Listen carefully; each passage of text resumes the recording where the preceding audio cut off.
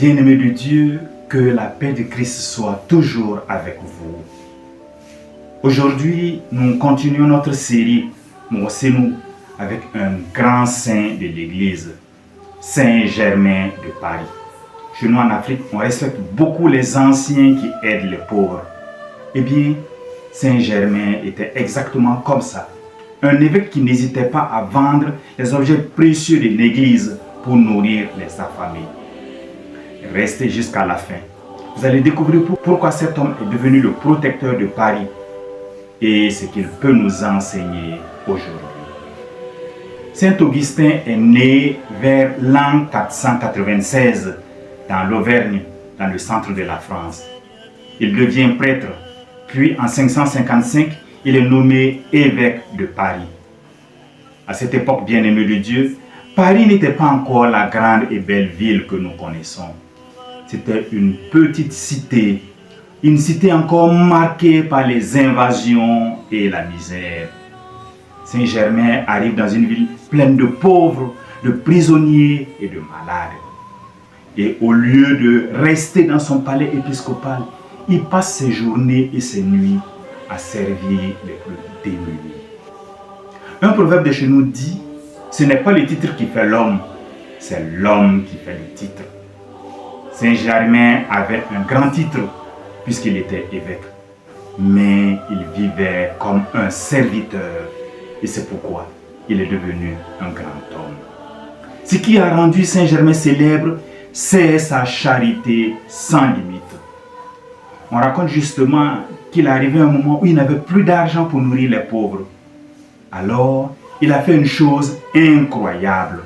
Il a vendu les vases sacrés de l'église, les calices et les patères en or et en argent pour acheter du pain et de la nourriture. Bon, ceci dit, je ne voudrais pas qu'un lobby ou un farfelu se permette de faire la même chose. Je n'ai pas dit cela. Quand on lui a reproché cela, il a répondu, les vases sacrés ne servent à rien si des hommes et des femmes meurent de faim. Oui, les vases sacrés ne servent à rien si des hommes et des femmes meurent de faim. Saint-Germain visitait les prisons la nuit. Il libérait ceux qui étaient injustement détenus. Il guérissait les malades par la prière. Et le roi Childebert Ier fut impressionné par sa sainteté. Si impressionné qu'il a fait construire une grande abbatiale. C'est l'actuelle église Saint-Germain-des-Prés, l'une des plus anciennes églises de Paris. De nombreux miracles sont attribués à Saint-Germain. Guérison, libération de prisonniers, apaisement des colères royales. Il mourut le 28 mai 576 à plus de 80 ans, battant ainsi le record des plus vigoureux. En effet, le psaume 90 au verset 10 ne dit-il pas « Le nombre de nos années parlant des hommes est 70, 80 pour les plus vigoureux. » Saint-Germain a dépassé ce seuil des plus vigoureux. Que méritait un tel homme? Un grand hommage.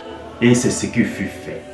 Ses funérailles furent grandioses. Il fut immédiatement reconnu comme saint. Aujourd'hui encore, Saint-Germain de Paris est le patron de la ville de Paris et des prisonniers. Bien-aimés de Dieu, que nous enseigne Saint-Germain aujourd'hui? Nous pouvons retenir de lui que la vraie charité n'est pas dans les belles paroles, mais dans des actes concrets. Nous pouvons retenir aussi qu'un pasteur doit être proche de son peuple, surtout les plus pauvres. Le pape François, de vénérée mémoire, disait que le pasteur doit sentir l'odeur des brebis.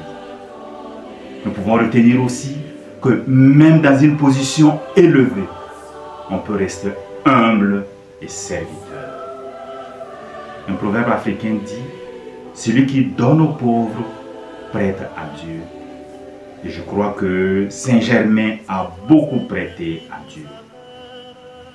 Bien-aimés de Dieu, demandons à Saint-Germain de Paris d'intercéder pour nous. Que par son intercession, nos cœurs deviennent plus généreux.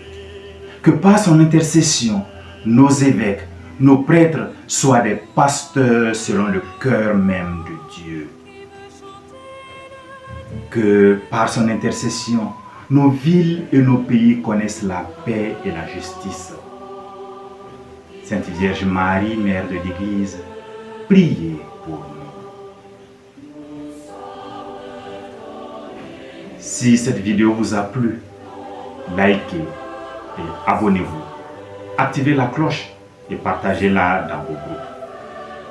Dites-moi en commentaire, quel saint voulez-vous que je présente la prochaine fois? Une idée me vient. Est-ce qu'il vous arrive de faire le rapport entre Saint-Germain de Paris et le club footballistique Paris Saint-Germain? Si cela vous intéresse, dites-le moi. Je vous ferai une présentation. Que Saint-Germain veille sur nous et sur nos familles. Que Dieu vous bénisse abondamment. Amen.